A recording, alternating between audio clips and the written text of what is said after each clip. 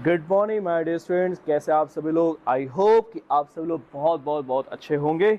मैं हूं हिमांशु सर और स्वागत है आप सभी का हमारे खूबसूरत से यूट्यूब चैनल में। पिछले वीडियो में मैंने आप सभी को बताया था वर्ब और नाउन के बीच में क्या डिफरेंस है। ठीक है, आप सभी लोगों का बहुत अच्छा मैसेज मिला है, बहुत सारा प्यार है आप सभी का। आज स्टार्ट करते हैं एक नया सेशन। तो आज के सेशन में हमारा टॉपिक रहेगा फाइनाइट वर्ब क्या होता है। ठीक, तो finite verb versus non finite verb, यानी कि हमें आज जानना है कि फाइनाइट वर्ब क्या होता है और नॉन फाइनाइटिव वर्ब क्या होता है। क्या आपको पता है फाइनाइट वर्ब क्या होता है? वैसे आप जानना भी चाहते होंगे फाइनाइट वर्ब होता क्या है, नॉन फाइनाइट वर्ब क्या होता है, ये भी हमें जानना ही है। वैसे आपको बता दें कि फाइनाइट वर्ब और नॉन फाइनाइट वर्ब एक दूसरे के बहुत बड़े विरोधी है। फाइनाइट वर्ब जो कहता है वो नॉन फाइनाइट वर्ब मानता ही नहीं है, नॉन फाइनाइट वर्ब जो कहता है वो फाइनाइट वर्ब मानता नहीं है। मतलब दोनों एक दूसरे के क्या है, अपोजिट है, एक दूसरे के विरोधी है। तो आखिर है क्या, यानी कहते किसको है? तो सबसे पहले आपको बता दें कि फाइनाइट वर्ब होता क्या है।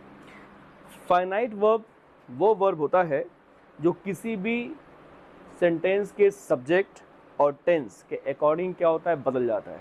यानी कि एक ऐसा वर्ब का नाम जिसका रूप हमेशा क्या होता है, बदलते रहता है, बदलते रहता है, बदलते रहता है। और बदलता किससे है? उसी वाक्य के सब्जेक्ट और टेंस से। ठीक, सेकंड आपका नंबर आता है कौन सा?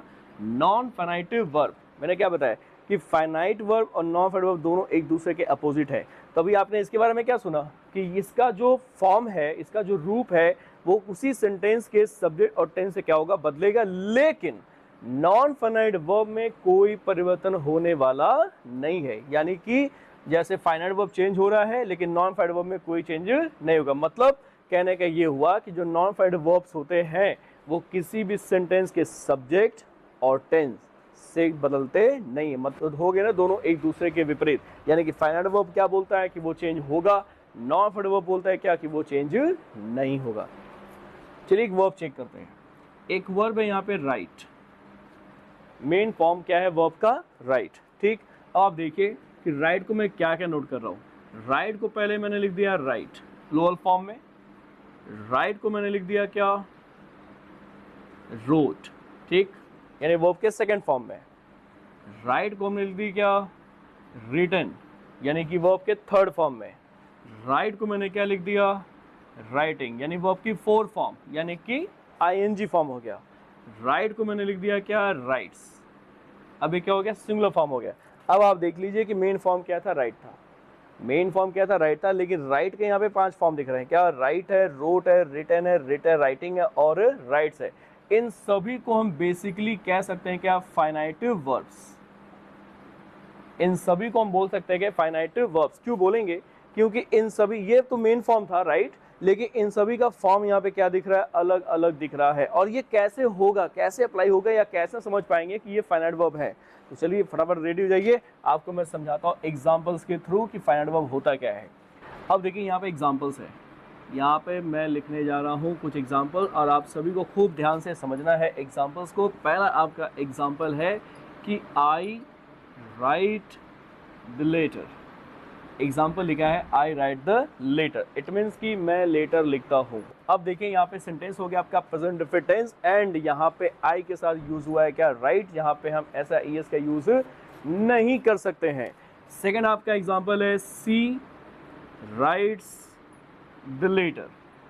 वही एग्जाम्पल को हमने वापस लिखा हुआ है सी राइट्स द लेटर। अब आप देखिए कि सेंटेंस में कुछ चेंज है, तो चेंज है, यहाँ पे लिखा हुआ राइट और यहाँ पे लिखा हुआ राइट। ऐसा क्यों हो गया? क्योंकि ये आपका हो गया फाइनाइटिव वर्ब। कैसे हुआ ये फाइनाइट वर्ब? क्योंकि मैंने फाइनाइट वर्ब के बारे में क्या बताया कि जो फाइनाइट वर्ब्स होते हैं वो किसी भी सेंटेंस के सब्जेक्ट और उसके टेंस से क्या होते हैं, बदल जाते हैं। तो फिलहाल टेंस जो आपका वो प्रेजेंट इंडेफिनिट टेंस है और जो सब्जेक्ट है वो आपका सी। तो सी आपका सिंगुलर सब्जेक्ट होता है। तो मैंने बताया था इसके पहले कि सब्जेक्ट और वर्ब के बीच में एक एग्रीमेंट होता है क्या, कि सब्जेक्ट अगर सिंगुलर हुआ तो वर्ब भी क्या होगा, सिंगुलर होगा। तो वैसे देख लीजिए, सब्जेक्ट सिंगुलर तो वर्ब भी क्या हुआ, सिंगुलर। लेकिन ये फाइनाइट वर्ब कैसे है? क्योंकि ये सब्जेक्ट क्या था, सिंगुलर, तो सिंगुलर के हिसाब से ये क्या हो गया, चेंज हो गया। तो यानी ये आपका कहलाएगा फाइनाइटिव वर्ब। एक और एग्जांपल लेते हैं। नेक्स्ट लिखा हुआ है my daughter my daughter is writing the letter, my daughter is writing the letter. It means कि मेरी बेटी एक पत्र लिख रही है, लिखती नहीं है बल्कि वो लिख रही है, यानी कि एक्शन अभी प्रेजेंट में हो रहा है, करंट में एक्शन हो रहा है। मैं देख रहा हूँ विजुअली क्या कि वो लेटर लिखने का काम कर रही है, वो अभी कर रहे हैं, राइट। अब देखिए यहाँ पे कुछ चेंज हो रहा है कि नहीं हो रहा है। यहाँ पे टेंस हो गया आपका प्रेजेंट कंटिन्यूअस टेंस। मैंने मेन फॉर्म क्या बताया था सभी को कि राइट यहाँ पे मेन फॉर्म है, लेकिन अब देख लीजिए कि राइट का फॉर्मेशन बदल रहा है कि नहीं।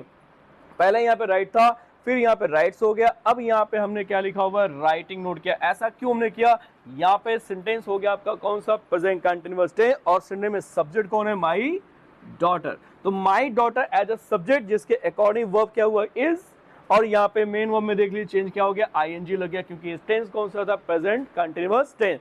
तो ये आपका हो गया फाइनाइट वर्ब, क्यों, क्योंकि ये सब्जेक्ट और टेंस के थ्रू क्या हो गया, बदल गया। अगला एग्जांपल करते हैं।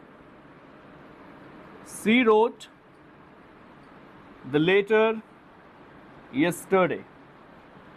She wrote the letter yesterday. अब इसी सेंटेंस को वापस रिप्लेस कर रहे हैं। She wrote the letter yesterday, यानी कल उसने पत्र लिखा था, कल उसने पत्र लिखा। अब देखिए राइट का फॉर्मेशन चेंज हुआ कि नहीं। यहाँ पे हमने क्या लिखा, रोट। क्यों रोट लिखा, कि यहाँ पे क्या हो गया, वर्ब का सेकंड फॉर्म हो गया, और ये एक्शन जो किया गया था वो कब किया गया था, कल, यानी कि बीते हुए समय में किया गया था, यानी ये हो गया पास्ट टेंस, जहां पे वर्ब का सेकंड फॉर्म यूज करते हैं, यानी कि पास्ट इंडेफिनिट टेंस में। तो सब्जेक्ट कोई भी हो, सिंगुलर हो या प्लूरल, उस पर कोई फर्क नहीं पड़ता है, लेकिन जो टेंस होता है पास्ट इंडेफिनिट के अफर्मेटिव में, वहां पे हम यूज करते हैं वर्ब का सेकंड फॉर्म। तो वर्ब का रूप बदला कि नहीं बदला, वर्ब का रूप बदल गया। यहाँ पे क्या हमने लिखा, रोड। मेन फॉर्म क्या होता है, राइट, लेकिन यहाँ पे हमने क्या लिखा, रोड। क्यों लिखा, क्योंकि ये आपका हो गया फाइनाइट वर्ब, क्योंकि ये सब्जेक्ट और टेंस के थ्रू क्या हो गया, बदल गया। एक और आखिरी एग्जांपल है, लिखा है कि Shivangi has written, Shivangi has written the letter, Shivangi has written the letter. अब आप लोग नोटिस करिए कि यहाँ पे राइट का फॉर्मेशन क्या लिखा हुआ है, रिटन लिखा हुआ है। अब ये रिटन क्यों आया, अब देखो मेन फॉर्म क्या था, राइट था, अभी हमने चेंज किया कि नहीं किया, रिटन किया, ये आपका फाइनाइट वर्ब हो जाएगा। क्यों हो जाएगा, क्योंकि सेंटेंस किसमें है, प्रेजेंट परफेक्ट टेंस में। तो टेंस के अकॉर्डिंग यहाँ पे क्या हो गया, रिटन हो गया, और यहाँ पे सब्जेक्ट के अकॉर्डिंग यहाँ पे क्या हो गया, हैज हो गया। अगर यहाँ पे शिवांगी की जगह पे हम कोई भी प्लूरल नाउन लिखते या प्लूरल सब्जेक्ट नोट करते, तो इसी हैज की जगह पे हैव भी हो जाता। जैसे एग्जाम्पल लिखा है कि माई फ्रेंड्स हैव रिटन। अब देख लो चेंज हो रहा है कि नहीं हो रहा है, my friends have written the letter, मेरे दोस्तों ने पत्र लिखा है, मेरे दोस्तों ने पत्र लिखा है। आप चेक कर लो कि यहाँ पे शिवांगी सिंगुलर सब्जेक्ट के अकॉर्डिंग जो वर्ब है वो क्या है, हैज है, एंड टेंस के अकॉर्डिंग जो वर्ब है वो क्या है, रिटन है। यहाँ पे क्या लिखा, माई फ्रेंड्स, यानी कि एज अ प्लूरल सब्जेक्ट जिसके अकॉर्डिंग क्या यूज हुआ, हैव, और टेंस कौन सा है, परफेक्ट टेंस है, तो यहाँ पे क्या लगा, वर्ब का थर्ड फॉर्म। तो यहाँ भी वर्ब दोनों किससे चेंज हो गए, सब्जेक्ट और टेंस के थ्रू, जिसका नाम क्या हो जाएगा, फाइनाइट वर्ब। तो इट मींस टू से कि जो फाइनाइट वर्ब्स होते हैं वो किसी भी सेंटेंस के सब्जेक्ट और उसके टेंस से क्या होते हैं, बदल जाते हैं। सभी को समझ में आ गया। चलिए, तो अब आपको मैं बताने जा रहा हूँ नॉन फाइनाइट वर्ब के बारे में। तो वैसे मैंने स्टार्टिंग बोला था नॉन फाइनाइट वर्ब होते क्या है, कि जो न किसी सब्जेक्ट से और जो न किसी टेंस से बदलते हैं, उनका नाम होता है नॉन फाइनाइट वर्ब। यानी कि फाइनाइट वर्ब के बिल्कुल विपरीत काम करने वाले जो वर्ब होते हैं उनका नाम होता है नॉन फाइनाइट वर्ब। एग्जाम्पल लिखा हुआ है, she has posted to write a message, to write a letter। अब एग्जाम्पल लिखा हुआ है, she has posted to write a letter। It means, अब देखिए यहाँ पे क्या लिखा है, she has posted to write a letter, यानी कि उसने एक पत्र लिख करके पोस्ट किया, उसने एक लेटर क्या किया, लिख करके पोस्ट किया। अब देखो यहाँ पे पोस्टेड दिया हुआ है और यहाँ पे राइट दिया हुआ है। वैसे तो ये सेंटेंस है आपका प्रेजेंट परफेक्ट टेंस का, लेकिन यहाँ पे जो वर्ब का थर्ड फॉर्म में यूज हुआ है, जो चेंज हुआ है वो पोस्टेड में हुआ है और राइट में कहीं पर कोई चेंज नहीं है। इसी का नाम हो जाएगा नॉन फाइनाइट वर्ब। यानी कि हम बेसिकली जानते हैं क्या, कि परफेक्ट टेंस जब बनाते हैं तो परफेक्ट टेंस में वर्ब के थर्ड फॉर्म का यूज करते हैं, लेकिन यहाँ पे जो मेन फॉर्म है वहां पे चेंज हुआ है, यानी ये आपका हो जाएगा फाइनाइट वर्ब। यानी कि जिसमें चेंज हुआ आपका फाइंड वर्ब हो गया। अब यहाँ पे देख लीजिए राइट, अगर आपके माइंड में चल रहा है कि नहीं अगर यहाँ पे थर्ड फॉर्म है तो यहाँ पे भी रिटर्न होना चाहिए, अगर आप ऐसा सोच रहे हो तो ये गलत है, रिटर्न यहाँ पे नहीं होगा, अगर रिटर्न आप कर दिए तो गलत जाएगा क्योंकि यहाँ पे आपने थर्ड फॉर्म यूज किया है। ये आपका फाइनाइट वर्ब होगा क्योंकि इसने सब्जेक्ट और टेंस के अकॉर्डिंग क्या कर लिया, अपने आप को बदल लिया। और ये जो टू राइट है ये आपका नॉन फाइनाइट वर्ब है जो न सब्जेक्ट से और जो न किसी टेंस से कहीं पर चेंज होने वाला नहीं है। अगला एग्जाम्पल देखिए, लिखा है अनुज was resting. Anuj was resting to finish his homework. Anuj was resting to finish his homework. क्या डिफरेंस है इसमें? अनुज आराम कर रहा था to finish his homework, अपना होमवर्क पूरा करके। अब सोचिए कि ये सेंटेंस किस टेंस का है, तो ये एग्जाम्पल है आपका पास्ट कंटिन्यूअस टेंस का। अब आप यहाँ पे चेंज देखिए क्या मिला, अनुज यहाँ पे सिंगुलर सब्जेक्ट है, सिंगुलर सब्जेक्ट के अकॉर्डिंग यहाँ पे क्या लगा वाज, और ये टेंस जो है वो कौन सा है, पास्ट कंटिन्यूअस टेंस है जहाँ पे हम आईएनजी फॉर्म का यूज करते हैं। यहाँ पे रेस्ट में क्या लगा आईएनजी, यानी पूरा जो सेंटेंस है वो किसका एग्जांपल है, पास्ट कंटिन्यूअस टेंस का। तो क्या पास्ट कंटिन्यूअस में आईएनजी फॉर्म होता है, हाँ होता है, हमने लगाया, लेकिन फिनिश भी तो मेन वर्ब है, इसमें तो आईएनजी फॉर्म का यूज नहीं हुआ, तो बिल्कुल नहीं हुआ क्योंकि इसी का नाम तो क्या है, नॉन फाइनाइट वर्ब है। अब देखिए ये भी वर्ब का फर्स्ट फॉर्म है, ये भी वर्ब का फर्स्ट फॉर्म है, दोनों में कहीं कोई परिवर्तन नहीं हो रहा है, यानी कि इसी का नाम हो जाएगा नॉन फाइनाइट वर्ब जिसमें कोई परिवर्तन होता नहीं है। वो है नॉन फाइनाइट वर्ब जिसका न किसी सब्जेक्ट से न किसी टेंस से किस पर कोई फर्क पड़ने वाला नहीं, वो आपका है नॉन फाइनाइट वर्ब। कंफर्म हो गया सभी को। अब एग्जांपल करते हैं आप सभी से, लिखा है they stopped a running car, they stopped a running car.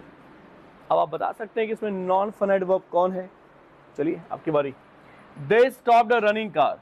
अब आप देखिए ये जो सेंटेंस है वो पास्ट इंडेफिनिट टेंस का एग्जांपल है। मेन फॉर्म होता है क्या, स्टॉप, जो मेन फॉर्म होता है वो क्या होता है, स्टॉप होता है, लेकिन यहाँ पे स्टॉप का क्या लिखा हुआ है, सेकंड फॉर्म लिखा है, यानी स्टॉप, यानी कि जो एक्शन हुआ वो कब हुआ, बीते हुए समय में हुआ है। ये जो एक्शन हुआ है गाड़ी को रोकने का, कार को रोकने का, ये कब हुआ, बीते समय। तो जो चेंज हुआ है वो किस में हुआ है, स्टॉप में चेंज हुआ है, यानी इसका मतलब इसको हम सीधे सीधे बोल सकते हैं क्या, फाइनाइट वर्ब, क्योंकि इसके फॉर्म में चेंजिंग आई है। कोई ऐसा है जहां पे जिसका कोई फर्क नहीं पड़ रहा हो, या चेंज भी है लेकिन फिर भी इसका कोई फर्क नहीं पड़ रहा हो, तो देखिए यहाँ पे लिखा हुआ रनिंग, क्या लिखा, रनिंग, रन होता है मेन फॉर्म, लेकिन रन में लगा हुआ आईएनजी। आप कहोगे सर ये भी तो आपका फाइनाइट वर्ब है, क्योंकि यहाँ पे मेन फॉर्म तो रन होता है लेकिन इसमें क्या लगा हुआ आईएनजी। तो चेक कर लेते हैं एक बार कि ये फाइनाइट वर्ब है कि नॉन फाइनाइट वर्ब, इस दुविधा को दूर करते हैं। देखिए अगर एग्जांपल ये लिखा हो कि they stop the car, they stop the car का मीनिंग क्या हो गया कि उन लोगों ने कार को रोका, उन लोगों ने कार को रोका। कार कैसी थी, कार कैसी थी, रनिंग कार थी, चलती हुई कार थी, चलती हुई कार को रोका, यानी कार के बारे में कौन बता रहा है, ये रनिंग बता रहा है। क्या ये रनिंग इनके लिए आया है, वे लोग दौड़ रहे हैं, नहीं, ऐसा कुछ नहीं लिखा हुआ है। अगर ये रनिंग इनके हिसाब से होता तो यहाँ पे इनके हिसाब से वर्ब का भी नाम होता, यानी कि आर भी लगा होता, लेकिन यहाँ पे ऐसा कुछ भी नहीं। ये रनिंग सीधे सीधे किसके बारे में बता रहा है, कार के बारे में बता रहा है कि उन लोगों ने जो कार रोका है वो कार कैसी थी, वो एक चलती हुई कार थी जिसको उन लोगों ने रोक दिया। तो ये भी आपका हो जाएगा क्या, नॉन फाइनाइट वर्ब, क्योंकि इसका सब्जेक्ट से और टेंस से कोई लेना देना नहीं है। क्लियर। एग्जाम्पल और आपके लिए लिखा हुआ सीइंग द लॉयन,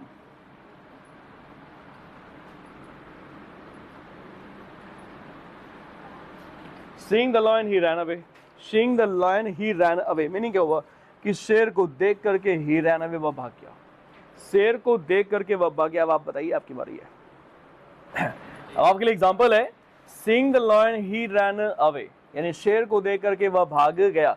अब आप बताइए कि मेन फॉर्म किसका होता है, यहाँ पे सीइंग का जो मेन फॉर्म होता है वो होता है सी, और यहाँ पे जो रैन अवे लिखा उसका मेन फॉर्म क्या होता है, रैन अवे। तो चेंज किस में आया, चेंज दोनों में आएगा। आप सोचोगे कि चेंज जो भैया सीइंग में भी चेंज है और चेंज किस में, रन अवे में भी चेंज है, लेकिन फर्क कौन किसके अकॉर्डिंग चेंज हुआ है। क्या ये सीइंग जिसमें आईएनजी लगा हुआ है, क्या इसके पहले कोई भी सब्जेक्ट है, क्या इस सीइंग से पता चल रहा है कि ये काम प्रेजेंट में ही हो रहा है, इस समय देखने का काम हो रहा है, ऐसा कुछ पता नहीं चला। अगर ये प्रेजेंट में होता तो ऐसा लिखा होता ही सीइंग द लायन, वो शेर को देख रहा है, ऐसा होता, लेकिन यहाँ पे ऐसा कुछ नहीं पता चला। यहाँ पे क्या बोल रहा है, सीइंग द लायन, शेर को देख करके, यानी इसको लिखने का मतलब हुआ कि एक्शन जो हुआ है वो बीते समय में हो चुका है और वो क्या कर गया, भाग गया। ये जो एक्शन हुआ पास्ट में हुआ, यहां पे चेंज है, इसका नाम हो सकता है क्या, फाइनाइट वर्ब। और जिसका कोई फर्क कहीं पर नहीं पड़ रहा है, देखिए इसका कंटीन्यूअस का मीनिंग भी नहीं आ रहा है, ये आपका क्या हो जाएगा, नॉन फाइनाइट वर्ब। ये आपका हो गया नॉन फाइनाइट वर्ब। तो टोटल मतलब कहने का हो गया कि जो फाइनाइट वर्ब्स होते हैं वो नॉन फाइनाइट वर्ब के अपोजिट होते हैं, और जो नॉन फाइनाइट वर्ब होते हैं वो फाइनाइट वर्ब के अपोजिट होते हैं। जो काम ये करते हैं वो काम ये नहीं करते, मतलब कि जो फाइनाइट वर्ब होते हैं वो हमेशा बदलते रहते हैं, लेकिन नॉन फाइनाइट वर्ब कभी भी बदलते नहीं है। ठीक है, तो आई थिंक कि सबको समझ में आया होगा। वीडियो को लाइक करिए, शेयर करिए, सब्सक्राइब करिए। Thank you.